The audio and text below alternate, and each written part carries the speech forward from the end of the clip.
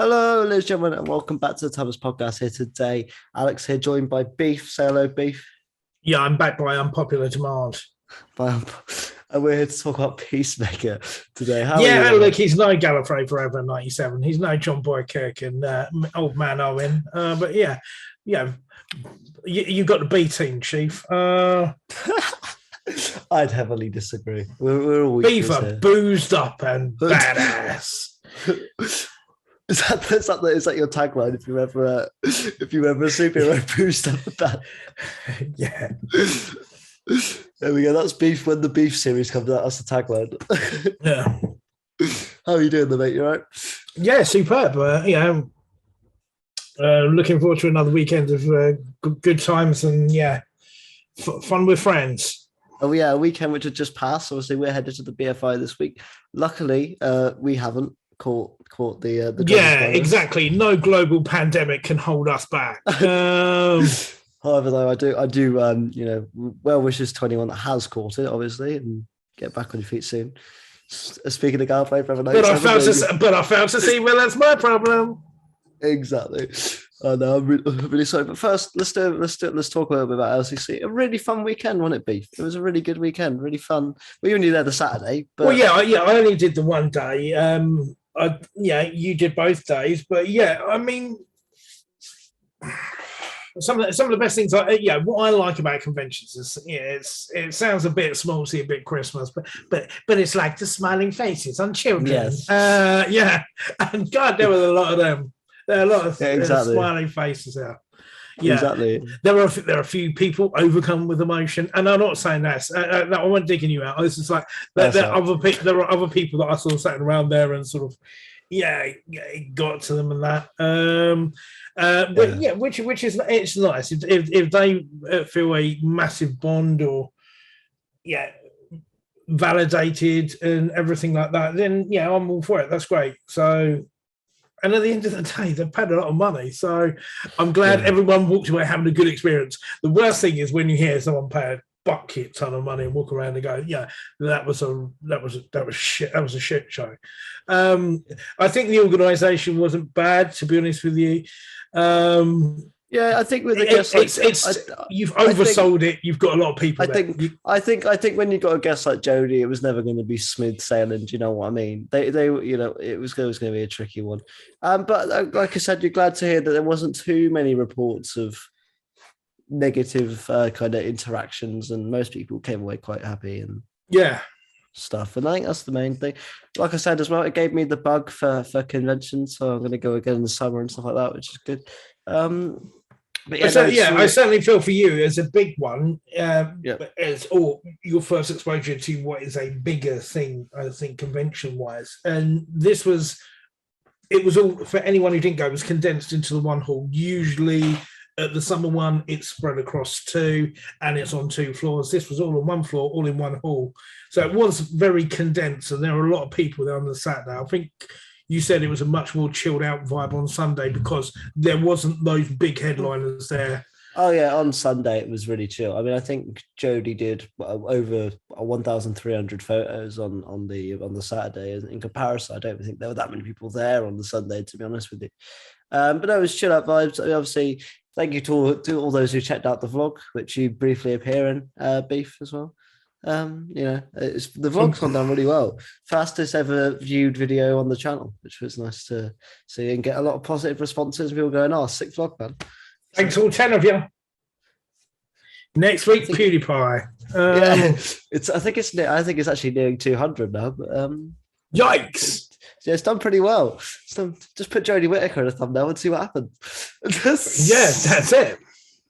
But no, it was a good time. Obviously, as I said, on Sunday a lot more chill, so we were able to get more table photos and stuff like that, which you weren't able to do on Saturday.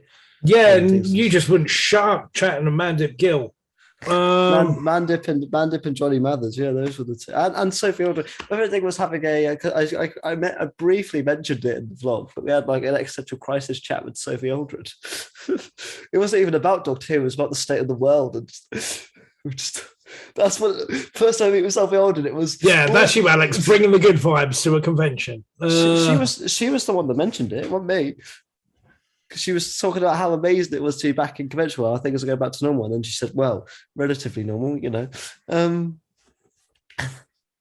then, you know, but yeah, it was really fun. But yeah, and obviously, you know, it was just really good weekend. And yeah, like on top of it, yeah, we had a nice bit of social by the end of Saturday, although everyone was absolutely cracking, I think, by the end of Saturday.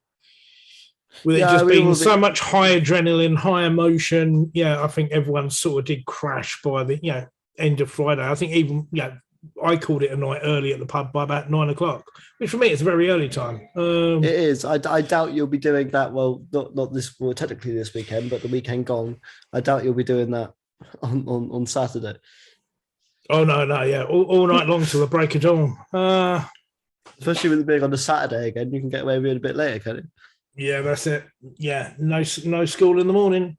But yeah, obviously, I think overall it was a really good time. Obviously, I know, like I said, it started it with some people got COVID and all that, but those who I've talked to, I think the good thing is still coming out of it is that they've said they're still happy they did it and stuff like that, which is really good. Just happy that even though they've had a kind of a shit result because of it, the weekend was so good that even those that unfortunately have come over with the COVID have been like, I wouldn't take it back, which just kind of shows how good the weekend was for most people. You know what I mean? Yeah, I think so. Yeah, and I do think the people who've got struck down, well, certainly within our circle of friends and, you know, extended acquaintances, there's not as many as you think that it was going to be like, oh, well, this is a sign that conventions are forever damned. No, not at all. In this new age. No, not at all. I think people going, oh, I can't believe someone came with COVID. I don't know what you be, but I thought in my head it was like it's bound to happen. Like if somebody got away without having COVID in there, I'd be like, crikey. You know what I mean? So and the measures were.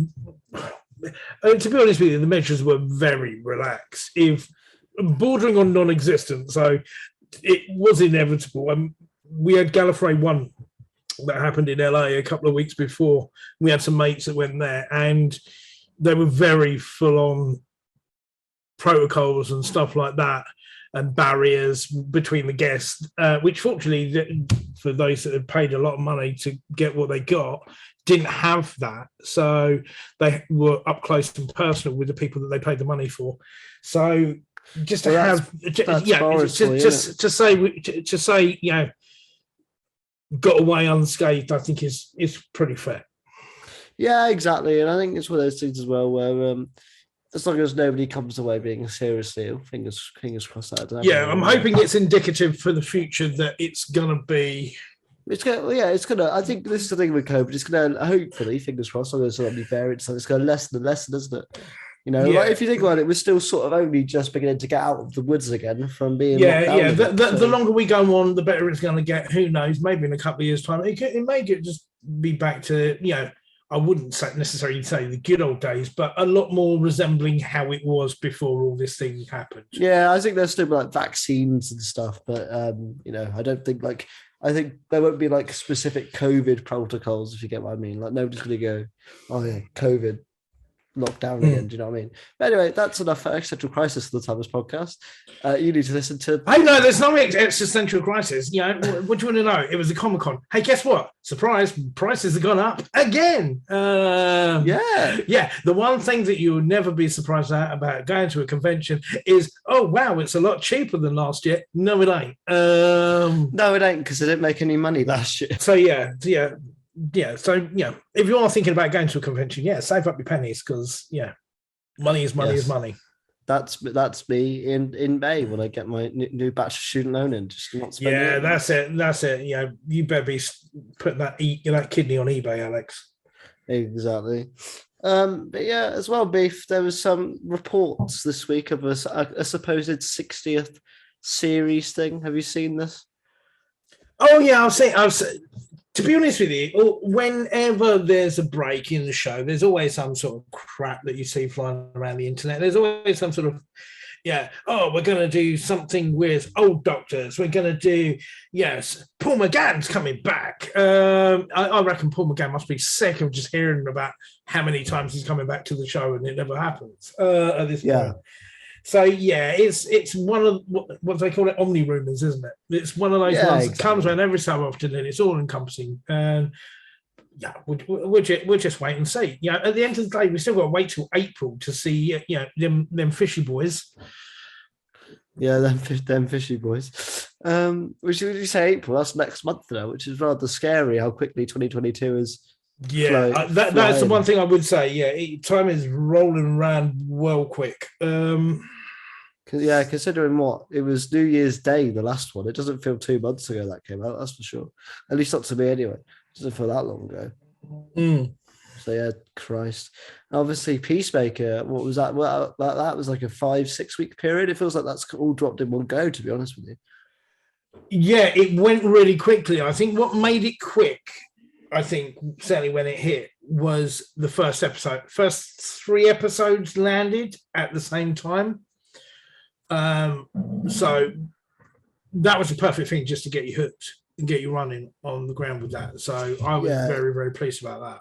Didn't they do the same? I think you might not remember, I'll be wrong, but didn't they do the same with The Boys? Season 2. Yeah, I think they like dumped the first 2. I think Hawkeye was the same. I think maybe. Yeah, they dumped 2. They've done it with a couple of the other sort of I think Netflix shows. They've done like 3 at once or 4 at once, and then everything after that is weekly. So yeah, I think certainly when you've got a new property and you just like not sure how it's going to run, it's a good thing. Yeah, no, totally. I think so as well, because I think in this new world of binging and stuff, I think it's good that we do have some of those values for classic shows. I like that Doctor Who, if a new series comes out, that doesn't all drop at once. Do you know what I mean? I like the fact that we have to wait week on week for something like that, you know? I don't think I'd enjoy it if the main show just dumped on in one go. I don't think I would do, because A, you'd forget half of it. B, you sort of do look forward to it, and if you watch it and there's a crapper of an episode, it would put you in a bad mood straight away. Whereas if there's a sort of week break, it sort of gives you a week to sort of get over it, try and put it out of your mind before something else rolls along. Yeah, totally. And I think overall, when talking about Peacemaker, obviously spoilers for Peacemaker, we will be spoiling it. Spoiling the living crap out of it, and sadly, it's not got a UK air date either. No. So, yeah, I've donned the 7 seas of streaming, and I have to say, Beef. Quick, I'll give you a quick. I'll give the listeners a very quick load on the Peacemaker. Essentially, it follows the character straight after Suicide Squad, where we saw him in that post-credit scene, and we kind of just explores him coming back into the world again. And straight away, his world gets flipped upside down. He thinks he's got away with it. He thinks he's free. Turns out, no, he's not. He's offered another job, this time to stop. Did they call it the Butterfly Project or something? It was something like Project Butterfly. It's Project Butterfly, yeah. It's like, what happened to him next? I think that's it. What? And, yeah, we never have that next time story with any of the characters. So no, exactly. And essentially, this is just John Cena swearing, punching people, having sex, having a really funny time. Yeah, it's James Gunn, who did that, the Suicide Squad movie, the second one, which I think has generally been well received, and a lot of people liked it, and a lot of people enjoyed it. Yeah, I remember when we did it, we were both very, very pleased with it. I think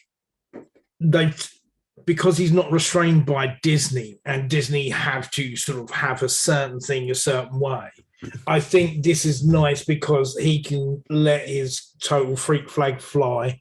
Yeah, certainly in the movie, and certainly in this is not a kiddie-friendly series. This is certainly more adult-orientated, akin to classic Gunn. Akin to Deadpool, but I would say it's even amped up more than the first Deadpool movie, which was aimed at an older audience. I'd say so. Yeah, overall, Beef, first general thoughts. I'm going to be honest with you. I love this. I thought it was brilliant from start to finish. I don't think there's a bad episode in there. I watched episodes 1 to 7 in one go, which shows how much I was really into it. I started it at 10 a.m.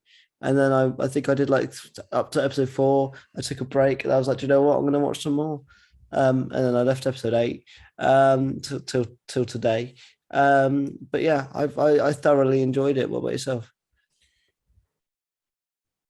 it's given me a newfound respect for John Cena that I don't think I had before. Yeah. And a newfound respect for James Gunn that I didn't necessarily have before, because don't get me wrong, I enjoyed the first Guardians of the Galaxy movie. I didn't massively enjoy the second because I just felt a bit samey and played it felt a bit safe. Tut. This is just like, I'm going to write and do it the way I want to do it.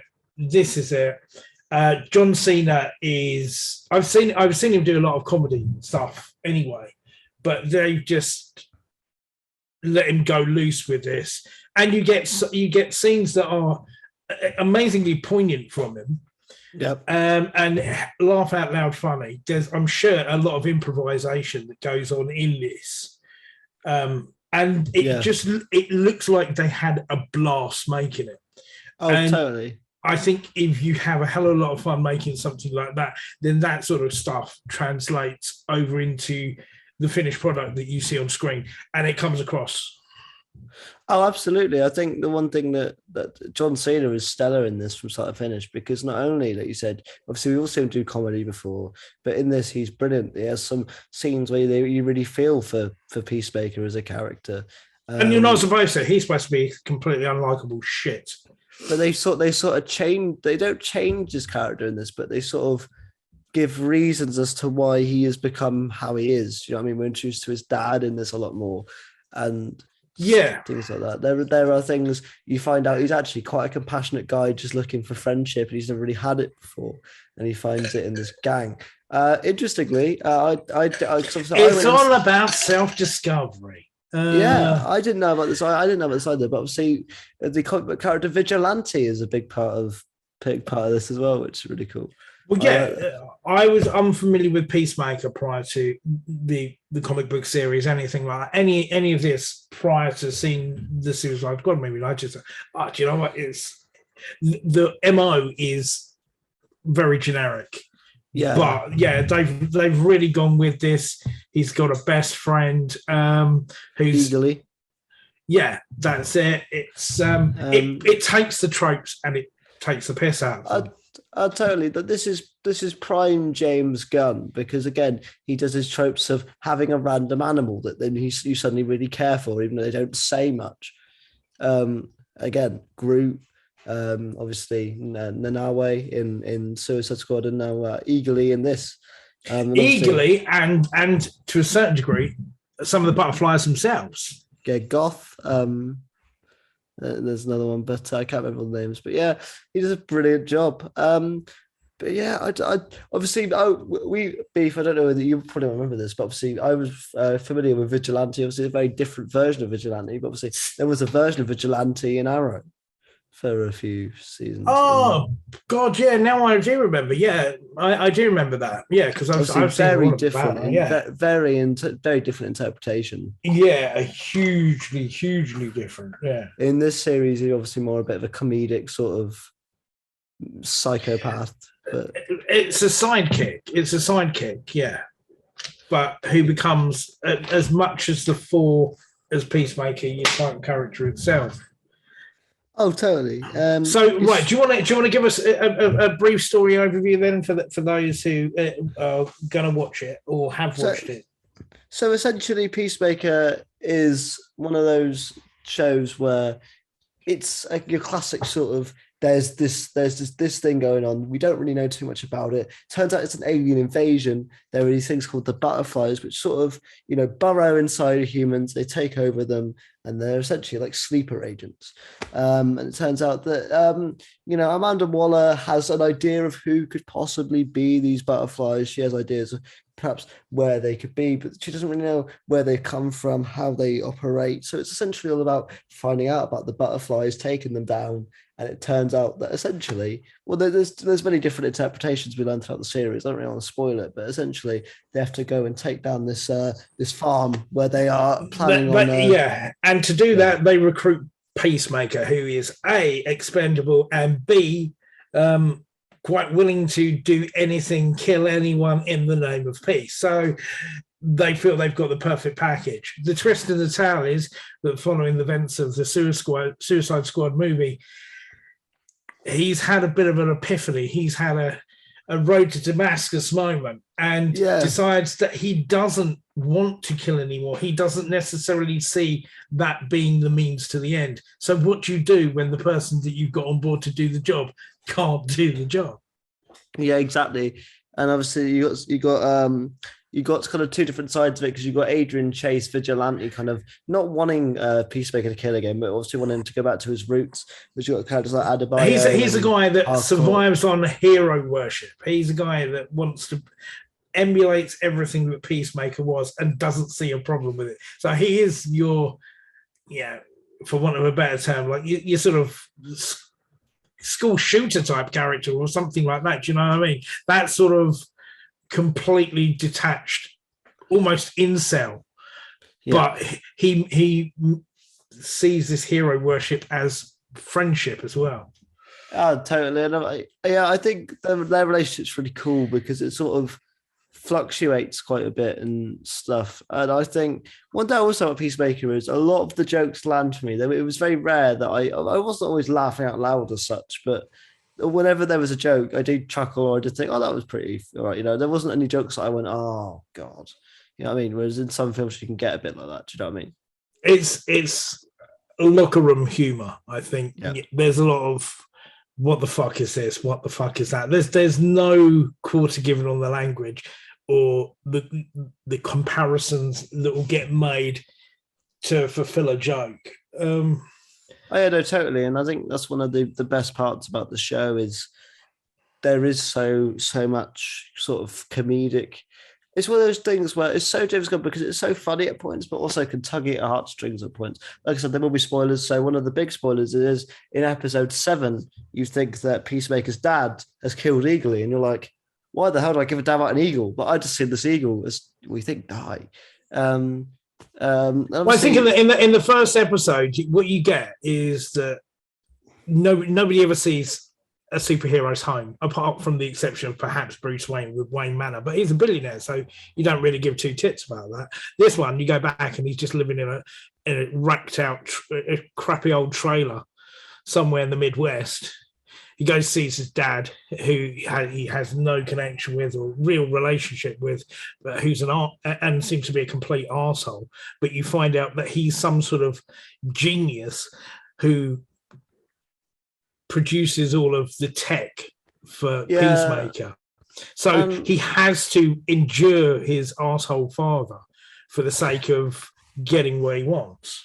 Yeah, and also obviously being led to believe that like he killed his own brother and all that sort of stuff when he knows deep down that he didn't really do it and things like that, you know. And his father's a bully and he won't stand up to him, and he's always been struggling to gain his affection by doing the things that he does. But you ultimately find out that his dad is a former supervillain called the White Dragon, who's a massive racist.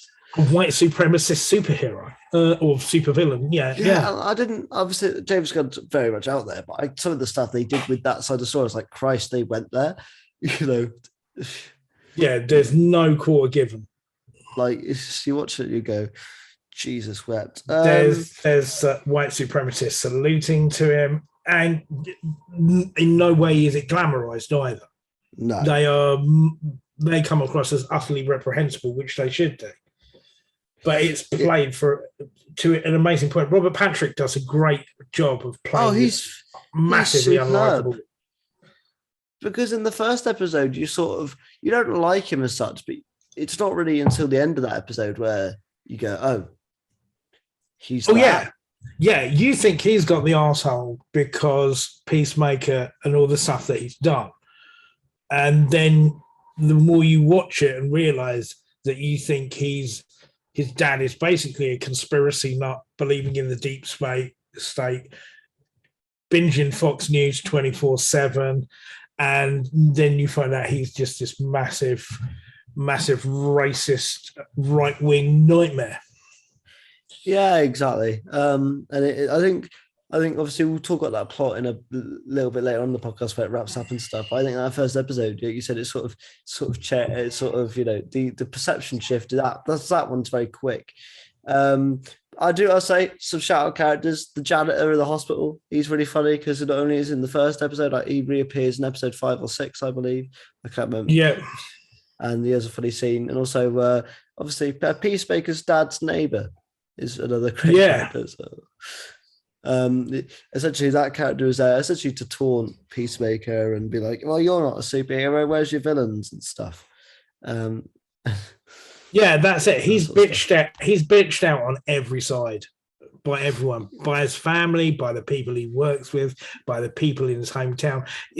Basically, no one likes him. So he's a man without friend, man without country. It's only the principles of his beliefs, which he's had this massive change in attitude to. And he's wondering why everyone hates him, because he's always thought that he's done the right thing, but now he's had doubts.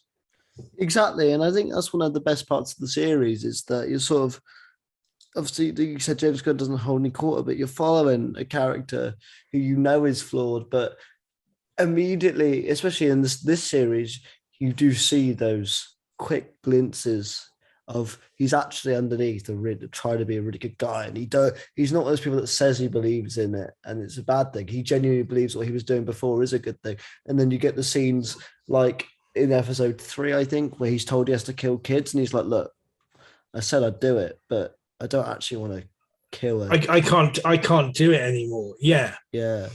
You realize that his intention was at the start very noble, but by the circumstances he was stuck in, the people that he was surrounded by, and the influences he had, that got lost somewhere along the way.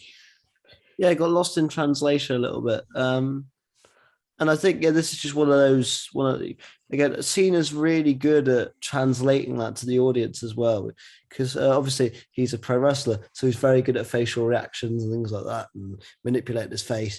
Facial reactions, fast talking, banter, and as well, like we said, that this isn't necessarily a kid show. There's like full-on nudity at points as well. Oh yeah, I never thought I'd see John Cena fuck somebody. Yeah, that's it. Rutting away. Okay, don't get me wrong. It's not gratuitous, but there are boobs. That's the way you phrased that was so strict. It's not gratuitous, but there are boobs. You're not incorrect. But also that is also our that scene randomly is our introduction to the butterflies, if you like. Yeah, that's it. It's post-coital, and he's sort of trying to get back into society. And his old passions, which were the metal hair band of the 80s, and flicking through the possessions of this person that he's just made to sex with, and then gets attacked by a semi-naked woman with a knife, very brutally as well. It's like but that's not before he does a song and dance number using a sex toy, for want of a better description, as a microphone, which when I saw that, I just started pissing myself laughing. I've got to be honest with you. Yeah, as well, because like I said, Cena, you can tell Cena's one of the people that just doesn't care anymore, so he'll do anything. If you tell John Cena to do it, he'll do it. He's really going for it. Like to say the guy commits is an understatement. Yeah, that's, I would guess, from doing so many years of high profile work, he's got shame is the wrong description. It's sort of like he's got no qualms about doing anything. It's just like, I put my whole faith and trust in the process and everything that I'm doing, and he throws himself into it, and that's what makes it great. Because the thing is, he's so earnest and takes it so seriously. It looks so ridiculous, it sounds so fucking ridiculous, that it just makes the jokes even funnier. Yeah, and because it's got that magic James Gunn touch as well, this all works. Like, it's not too obscene. I think it was literally, to my knowledge, anybody else, it would just be overdone, not execute correctly. But because James Gunn is so brilliant at this sort of shit, it just works so well. There's no cringe. No, it's not at all. And like the scene, as you could tell, even at the beginning there, you could tell that Peacemaker doesn't want to attack the woman. He's sort of like, well, what the fuck? Obviously, he's like, she's got the knife, and she's like stabbing him and stuff. He ends up just like, does he end up stabbing her? I think he ends up shooting her, doesn't he? It comes to a point where he has to. You find out then that the Peacemaker helmet isn't actually just for decoration. There's a cornucopia of different Peacemaker helmets, each serving a different function. So that's just sort of lead into it, and the butterflies as well. Exactly. I thought that was a really good way of doing it, because it's not your kind of generic, oh, this is our villain. It's very it's not like a little green man or some highly elaborate costume. In essence, it's like little bugs that you would get from. The closest thing I can compare it to is Men in Black, to a certain degree. I was going to say the closest thing that I could compare it to, not in terms of like design, but in terms of execution, would be The World's End. Maybe, yeah. No, I think obviously. I mean, it's got that idea of the takeover of the planet by an alien, but it's done covertly. So it's invasion of the body snatchers. It's the World's End. It's that sort of story. Exactly. I think, and overall, this does feel different enough because of sort of the execution, like you say, the design of the butterflies, things like that. Also, I think this does benefit from being a series. I think if this was a film, because it would have had to be a lot quicker and snappier, it would have been a lot more generic. Because it's done in a way, and it's something that I'm enjoying and have enjoyed with a lot of series that have been done more recently, is rather than going for the long form sort of like 45 to an hour episode, these are only like 30 minutes, so they're sort of bite-sized, chunk size. Yeah, I think there are a few extra long episodes, but it never drags. No, because there's no padding to it. You have a event in the bigger story that happens every week, and because it's compact, it makes everything tight, and you have action in every episode. Totally. I couldn't agree with you more on that, and I think overall as well, it helps that there's not a bad character in here for me. It's not a character that when there's a scene with them, you go, oh, I don't really like that character. Yeah, because you have some of the characters transfer from the Suicide Squad, some of the tech support team that you'll meet, who are like, I suppose, people who've worked under Amanda Waller, and they are part of the team that are the handlers for Peacemaker, and you meet the newly introduced part of the team, who you find out is Amanda Waller's daughter, but doesn't really want to be involved in this world, but seems to have a natural gifted aptitude for this, which you find out right at the end. Exactly, and she's a lot of fun as well, because she's not just this. They could have easily done, oh, she's behind their back and it's not complicated, and then she learns. She's very kind of friendly with them off the bat, and you can tell she doesn't really want to do this.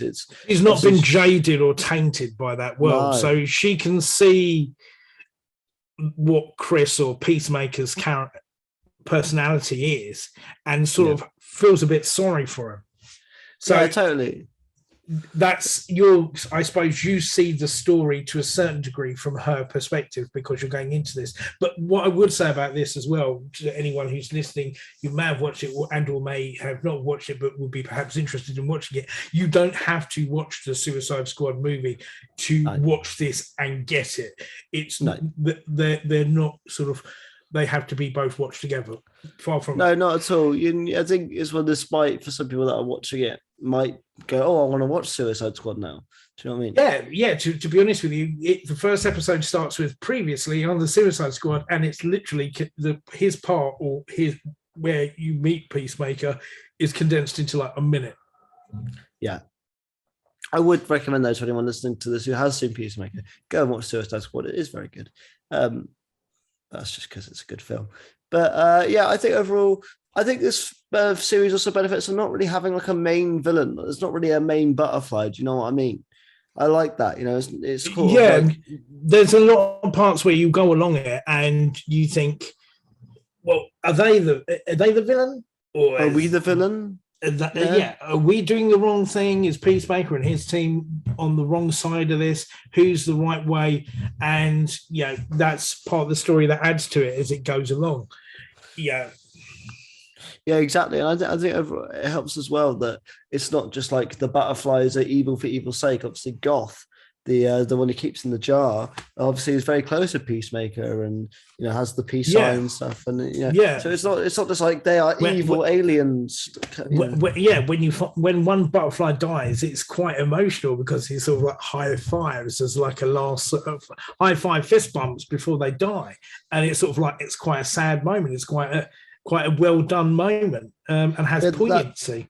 That was Mern, wasn't it? Someone who we find out. I think we find out before the characters do. I think we find out at the end of episode 3 or something that he's secretly one of these butterflies. Yeah, you find out that some of them have known all the way along. Yeah, exactly. Also credit to Jennifer Holland as Hardcore. I think she was really good in this as well because, again, Gunn is so good at writing characters that they don't become stereotypes, because she could easily turn into like the kind of the Rick Flag stereotype of, we've got to do things by the book. But she's not that at all. Or could have just been the cold bitch all the way through. But the sort of chinks in her armor open up and everything like that. I mean, it's quite handy when your new husband is going to be right in the park for you. Don't get me wrong. Yeah, exactly. Nepotism. But yeah, she doesn't overstay her welcome. Like, and she's not like in it too much. I think she's brilliant when she isn't it. And overall, like you say, I think as well, Gunn's writing is so good because it doesn't take 6 episodes for that to happen. It begins to happen throughout the episode. You know that she's a badass from episode 1. I love Steve Agee, to be honest with you, as economist. He's very funny in his own right. I forgot he was in Superstore, which was another comedy sitcom that I really enjoyed as well, and he's massively on point on it. And it's just the scenarios I think are just absolutely ridiculous. You have a massive shootout scene where they're like blowing stuff up and just dicking around with him and Vigilante. That's almost a little bit like the stylistic kill moments that you get in the Suicide Squad movie. You get a bit with a giant oversized gorilla that gets killed with a chainsaw. Was that meant to be Gorilla Grodd? Am I being? Is that like a nod to Grodd? No, it was a gorilla that got taken over by a butterfly, and they killed it. They killed it with a chainsaw. That's the sort of absolutely shit nuts things that go on in this series that make it fucking hilarious. Yeah, totally. I think it's just one of those. It's also Steve Agee's character is really good because he's sort of a character that you immediately feel bad for because he's more so the punching bag than anybody else, to be honest with you. Yeah, he's Peacemaker's punching bag, and he doesn't realize because he's just blinded by hero worship and wants to be him, but has no moral compass at all. Yeah, totally. Like he's one of those people that I think he's brilliant, but like you say, yeah, he's trying to do everything to impress Peacemaker to the point where he's like almost going to kill his own, Peacemaker's dad and go to prison and stuff, and be like, I'm going to kill his dad because, Adebayo kind of says to him, "Oh, Peacemaker, you're better off. His dad wasn't around." So he goes, "Do you know what I'm going to do? I'm going to go to prison. I'm going to go kill Peacemaker's dad." That's it. He intentionally goes to get locked up in prison and then just go. There's a wonderful scene in the prison where he goes sit down with all the white supremacists and just takes them to task and comes out with it. I don't want to spoil the dialogue because it will spoil the jokes for the people who are going to watch it or those who watch it. But he just sits there and talks to them about completely taking the piss out of their homophobic and racist viewpoints to bait them, and it's brilliant, to be honest with you. If you could walk into a pub, sit down and start talking to someone like that just for shits and gigs, beef, that would be you all the time. That'd be if someone pissed you off, that'd be you all the time. Look, I've had my moments. But yeah, I think it's so raw. He's one of those characters that, again, Gunn, I can say this about every single character of the show, he's really good at writing the evolution of this character because, again, he sort of learns that he's sort of his own man, like the bit with the grenade and stuff, where essentially sacrificed himself, so you think, for Peacemaker and everyone else. Things like that. You also still get the funny moments where like he's pissing against the tree with his trousers completely done because he can't take a piss. It's like he's touching his butt or something. that sort of stuff. He's so good at writing the characters. Yeah, and you get the idea that this is a guy who probably still lives at home with his mum. Yeah, totally. Yeah, but exactly. he's a complete psycho. He's completely off the rails. Yeah, he's just one of those characters that you never know what he's going to do next. Like, you can't telegraph what he's doing. And I kind of like as well that, again, I'm going to say this a lot because this show did surprise me. Gunn never goes for the easy option. It would have been easy to have a storyline where Vigilante begins to resent Peacemaker and turns against it, but they never even go down that line at all. Yeah, really. There's never a sort of double cross for the sake of doing it, and then becomes an easy trope.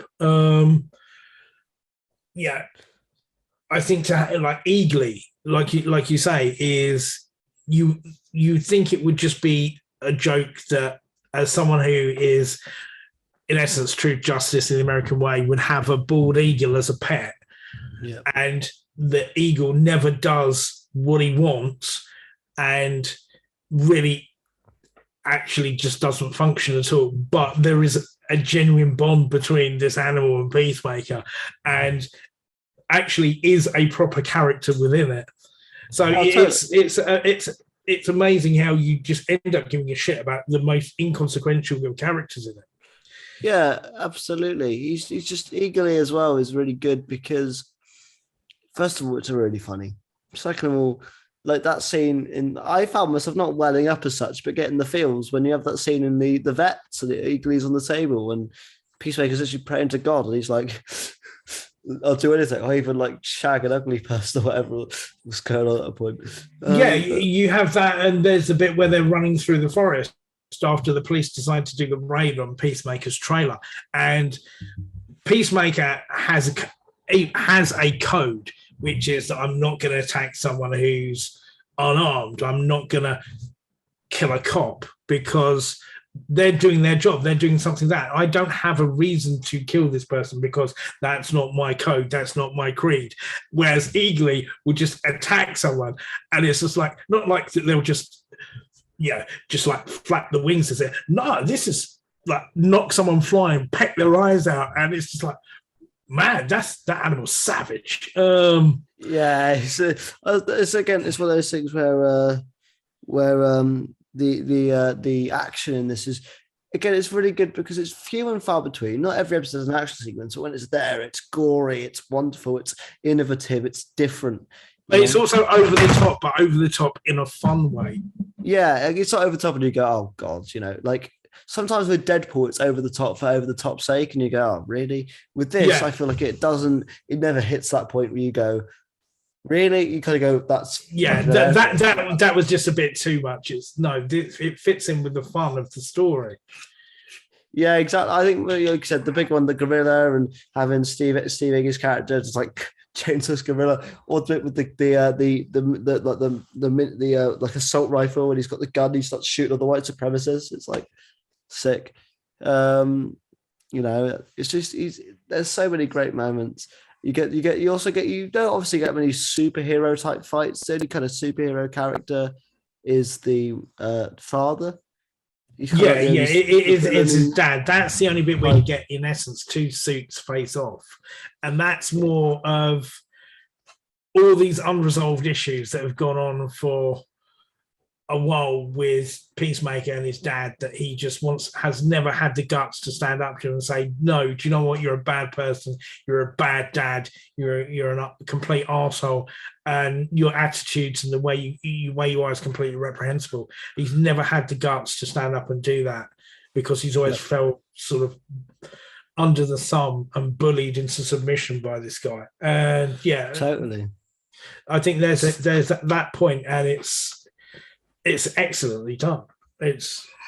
You can't really fault any of the. Well, there's not much to really fault, to be honest. Because like you said, and even after he kills him, because he's that much ingrained in his psyche and that much of an influence, that he comes back in essence like a force ghost, saying to him, you can't get rid of me. No matter what you do, you'll never escape me, because there's always that part of you that's tucked away somewhere that you're fighting against that comes from me.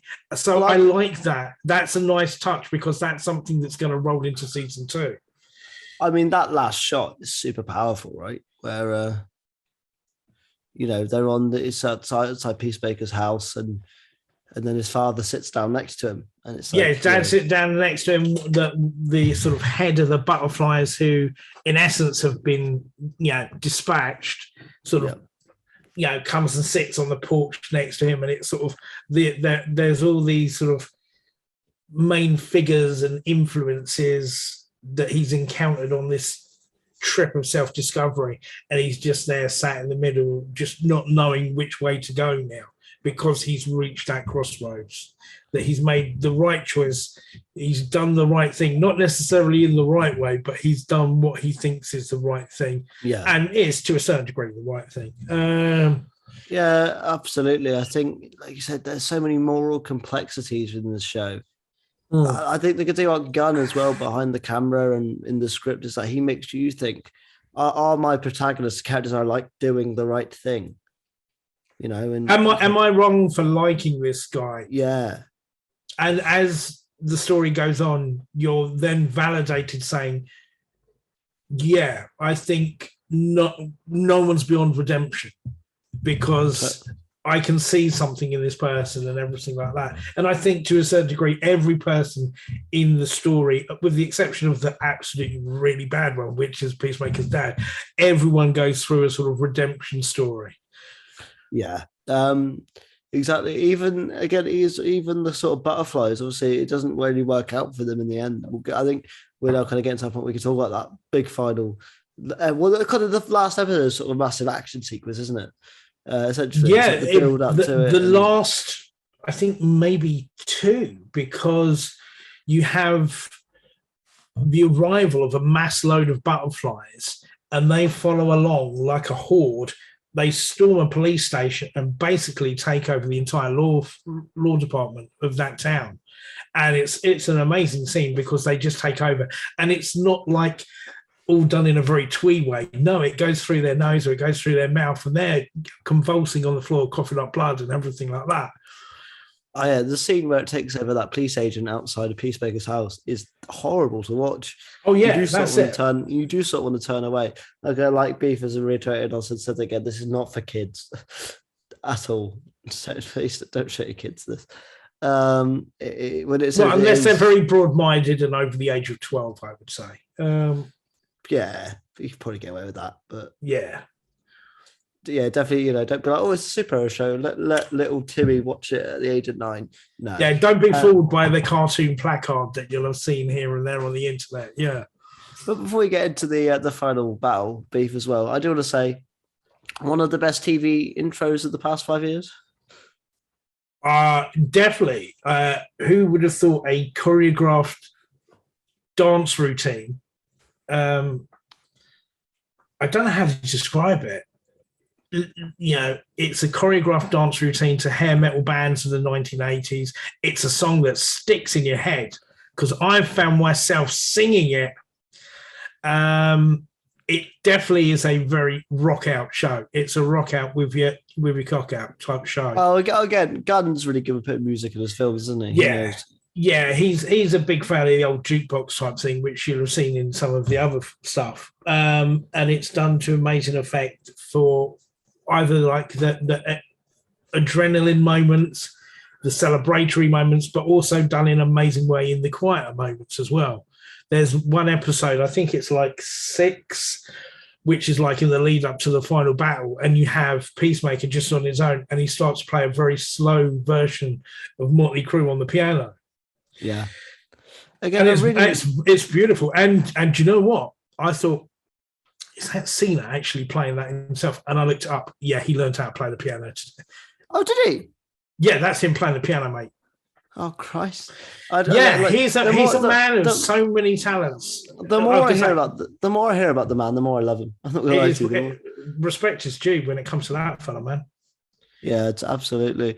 Like I said, that as well, a really poignant. You think, oh, he's hearing Peacemaker on the piano.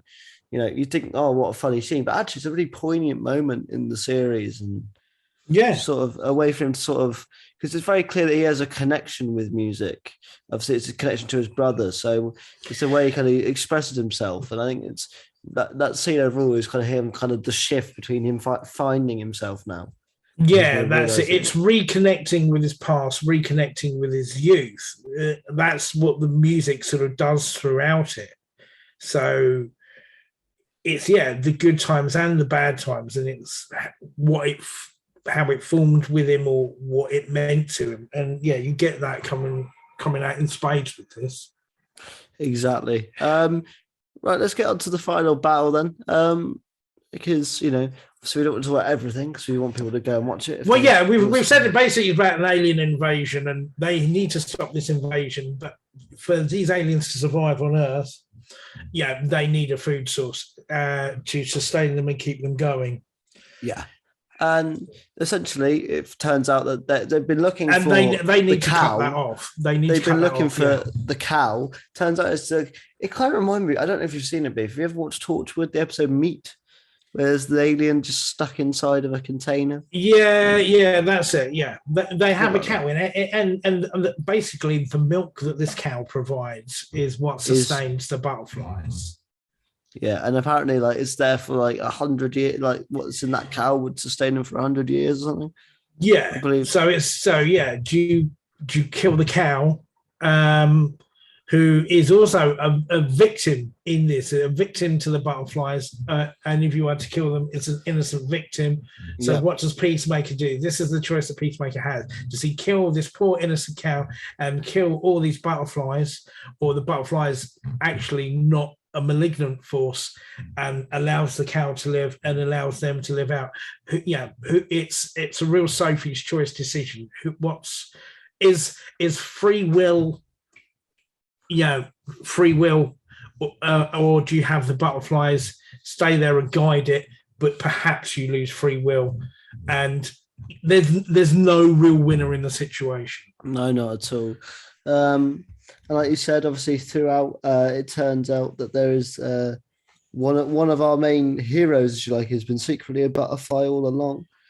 I'll just try to get the character name up now. So obviously it's this character of Mern. Mern, it's like Amanda Waller's number 2, her second in command, who has spearheaded this project and gone to Amanda Waller and got the approval to do this, and puts the team together.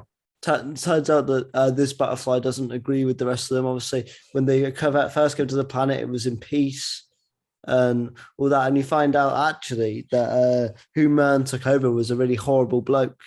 Unfortunately, the butterflies can still sort of read their thoughts and can recognize their feelings. So every morning he wakes up and he's worried about all this sort of stuff. Yeah, he realizes that while they're robbing a person of their life and potentially what they could do and how they could change, he's still racked with guilt and also feels the guilt of the horrible person that he's had to take over to do the things that he has to do. It's a lot of it is a show about can you change, can you redeem yourself as well. Yeah, and also who you really are, and all that sort of thing.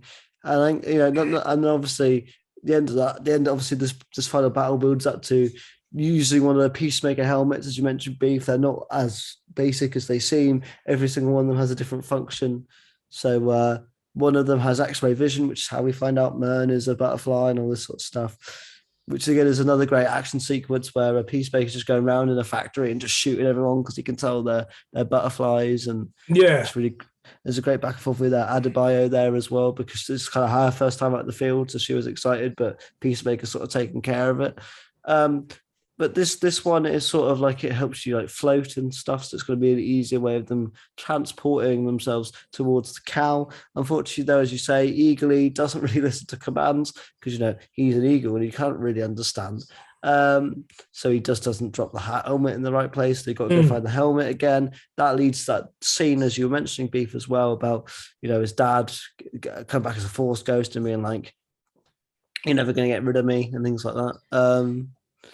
And then we get to our final battle, essentially, which is kind of something like any kind of zombie movie. There's so many butterflies around, and our main heroes get outgunned, outnumbered.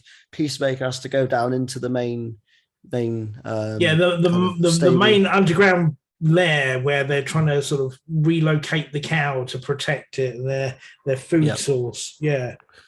And this time we see a lot of great action. We see Steve Agee's character kind of come of age and again start killing people. So they Economist Adebayo is a revelation when she goes full John Wick. You suddenly realise when you think that she's just like this mild, timid character, that Amanda Waller says, no, you just have this natural ability. Then you see that natural ability come out and go, damn, that girl's badass. That girl's, that girl's got something. You see why now Waller put her on the team. Yeah. But yeah, it ends really, really disgustingly, actually, with Adebayo kind of going inside of this creature and killing it from the inside out. It's just sort of like, oh, shit. Activate human torpedo, because obviously at the time, obviously it was the main butterfly goth who was trying to convince Peacemaker to join their side and see it from their perspective, but Peacemaker doesn't, and after that the cow gets slaughtered. But unfortunately it's too late for our characters, and they've all been overwhelmed and all that sort of stuff, but the cow gets killed. And thankfully, there's not many butterflies left by the time that our characters go back up. I would say, Beef. The butterflies that are left will eventually die out because they have no foods. Ongoing food supply. So yeah, Beef. I have to say, really fun action sequence. It lasts about 20 minutes, and it's really fun. Yeah, visually incredible. Full on. And it's fun. And there's no other way I can describe it. It is just great fun. Yeah, it's one of those things where there's not many particular standout moments, really. It's just some really good fun moments, very gory, very bloody. Obviously, the big standout moment is the bit at the end, which we'll get onto in a second. But yeah, overall, just a really good action sequence. I like as well that there is that sort of last minute, will he, won't he join their side? Will he see it from their perspective? Has he become so compassionate at this point that he's going to keep switching sides? But yeah, obviously at the end, the Justice League turn up. Well, 4 of them do. In Wonder Woman, Superman, who cloaked in shadow, and Aquaman and the Flash. To make it absolutely clear, before they go into this final battle, they're outnumbered, outgunned, and they put in this last Hail Mary to Amanda Waller saying, send us backup. We need backup. I don't care who you fucking send us the fucking Justice League. And you think, this is just like a gag that they run with. And they go through this massive battle, and it's all done, and they come out, winning. However you want to look at it, and they're walking away, carrying their wounded away from the battlefield, and you just see these 4 shadows in silhouette, and you think, no fucking way. Yeah.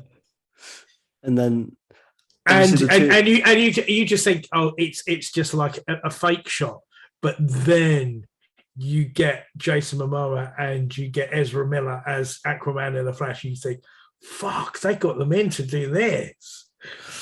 And obviously then you get the, obviously we haven't mentioned it yet, but obviously in episode 1, there's a joke about Aquaman fucking fish. Yeah. So, and then John Cena says, you're late, assholes, go fuck another fish. And then obviously Aquaman says, I hate that fucking rumor. And Flash says, but it's not a rumor. Fuck you, Barry. Yeah, it's superb. That's it. But that's all it needed to be. That's all you need. It doesn't need to be any more than that. It doesn't need to be any grandstanding. It is literally a 1-minute thing, but it is such an amazingly great payoff. Yeah, exactly. And obviously, we don't really know what the situation with Superman is. I guess Gal Gadot was just busy. Yeah. Probably singing some song about imagining no heaven. Oh God.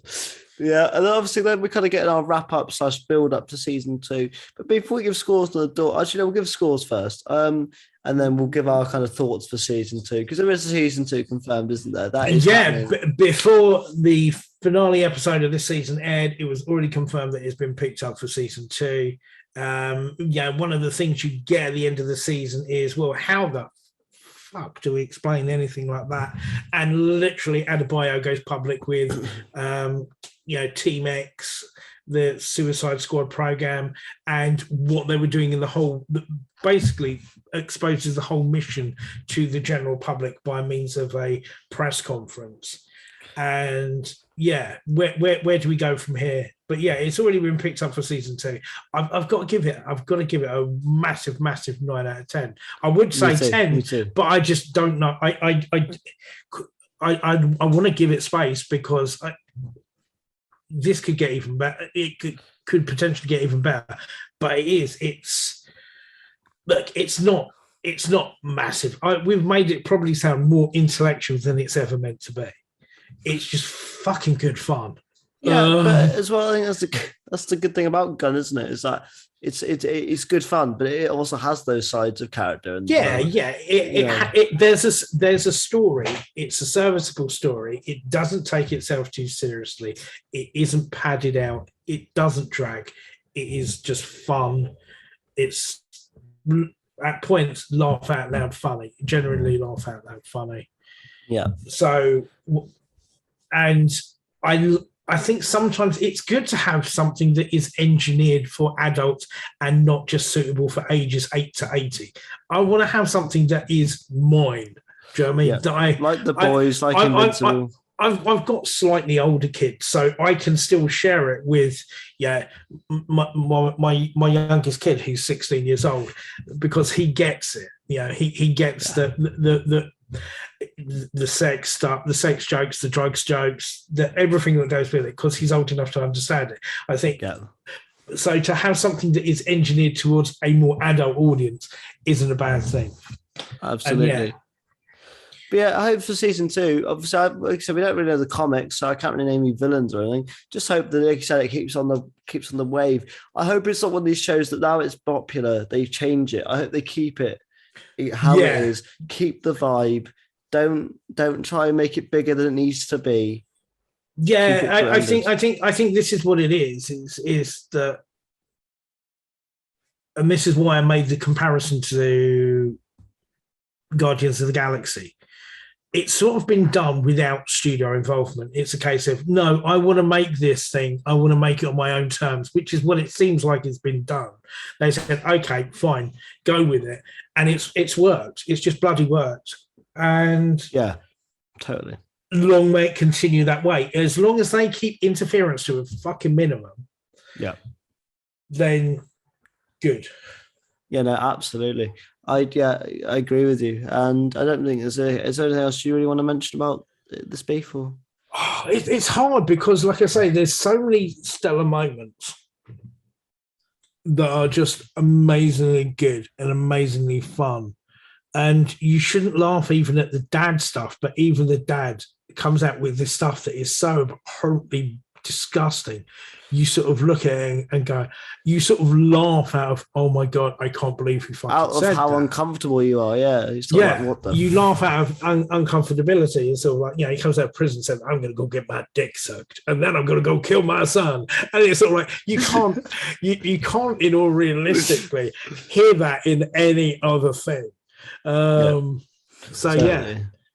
Like I said as well, once this does come out in the UK, it should already be out in the UK, to be honest with you. I don't understand what HBO, what if it is Sky, what Sky are gaining for getting this back, because it is just like you said. I want them to really pull their finger out their arse and get this out in the UK for a wider audience, for people like our good friend John who needs to have things audio described, and unfortunately in the current way that you can only view it, it's not that avenue available to him, and I want to be able to discuss it with all my chums, because it definitely merits it. Oh God, it's just so much fun. It's so much fun. Yeah, so much fun. Yeah, it is a lot of fun, and I think it's been one of those shows that you can easily rewatch. 8 episodes, like you said, not too long. If you want to, I binged 1 to 7 in a day, and it never got boring. You could probably go back and watch it again and pick something up that you haven't picked up the first time around. It's got rewatch value. I would say that's a definite thing to it. Absolutely. But I think that's everything I want to say on this one, mate. Thank you for joining me. Obviously, you can check. Always a pleasure. you can check Beef out on Twitter at the Beefhead. Yeah. Check me out. You can obviously check the podcast out at Tavis Pod on Twitter and Instagram. And you can also check the link tree as well in the description to find us all on our social media. You can check the link tree along with the knowledge tree. The knowledge tree.